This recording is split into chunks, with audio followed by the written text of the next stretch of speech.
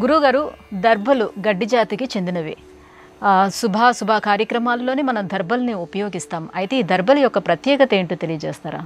గడ్డి జాతికి చెందిందే దర్భ కూడా, కానీ చాలా పవిత్రమైనటువంటిది. అశుభ కార్యక్రమాలకు శుభ కార్యక్రమాలకు కూడా ఓ సంకల్పం చేసి ఆ కార్యక్రమాన్ని ప్రారంభించాలి అంటే దర్భతో ఉంగరంలాగా చేసి వేలుకి పెట్టుకుంటే కానీ ఆ కర్మ చేసేటువంటి అవకాశం లేదు. ఆగమశాస్త్రం చెప్పింది. ఎందువల్ల దానికి అంత పవిత్రత కలిగింది అనేటువంటిది మన ప్రశ్న. భూమిని రక్షించడానికి స్వయంభువ మనువుని శతరూపను సంతానమును పొందమని చెప్పాడు బ్రహ్మదేవుడు. మేము సంతానాన్ని పొందుతామయ్యా, కానీ పొందిన సంతానాన్ని ఎక్కడ ఉంచాలి? మొత్తం అంతా జలమయముగా ఉన్నది, ఎక్కడ భూమి లేదు. ఈ పొందిన సంతానాన్ని ఎక్కడ ఉంచాలి, ఎక్కడ పెంచాలి, ఎలా పెంచాలి అని అడిగాడు బ్రహ్మదేవుని. కనుక ఇప్పుడు భూమి కావాలి. ఆ భూమిని తెచ్చి ఇవ్వడం కోసం ఎక్కడ ఉన్నది ఆ భూమి, ఎవరు తీసుకురావాలి, ఏం చేయాలి అని ఆలోచిస్తూ ఉండగా అతడి ఆలోచనకు అనుకూలంగా బ్రహ్మదేవుని ఆశీర్వదిస్తూ సాక్షాత్తు నారాయణుడే వరాహ రూపాన్ని పొందాడు.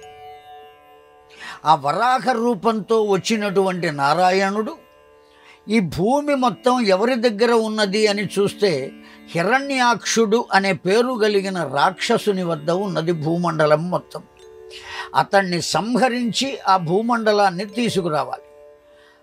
అలా బయలుదేరినటువంటి వరాహమూర్తి హిరణ్యాక్షునితో యుద్ధం చేసి అతన్ని సంహరించి ఒక్కసారిగా తన ఒళ్ళు విరుచుకున్నాడు గర్జించి.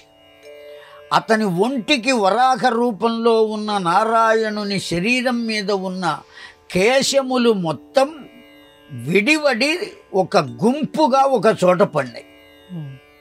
శరీరానికి ఉన్నటువంటి కేశములు విదిలించేటప్పటికీ అలా పడినాయి. బార్హిష్మతి అనే ప్రాంతంలో పడినాయి. ఆ వరాహ రూపం నుంచి ఆ శరీరము నుండి పడినటువంటి వెంట్రుకలే దర్భలుగా మొలిచినాయి. సాక్షాత్తు నారాయణుని శరీరము నుండి పడి అవి దర్భలుగా మొలిచినాయి గనుక ప్రతి కర్మకు అవి ఉపయోగించటం పవిత్రమైన భావంగా మంత్రశాస్త్రం మనకు అందించింది. అందుకనే ఆ దర్భలను కూడా ఆ బార్హిష్మతి అనేటువంటి పురంలో పడి అక్కడ మొలిచినాయి కనుక వాటిని బర్హిస్సు అని కూడా అంటారు. ఆ దర్భల్ని ఇంకో పేరు బర్హిస్సు అని. ఆ దర్భలకు అంత పవిత్రమైనవి కేవలం సాక్షాత్తు నారాయణుని దేహము నుండి ఉద్భవించినాయి కనుక సామాన్యంగా భూమి నుండి ఉద్భవించినవి కావు. వాటి బీజములు నారాయణుని యొక్క కేశములు, ఆ వరాహమూర్తి యొక్క కేశములు. అందువల్లనే అంత పవిత్రమైన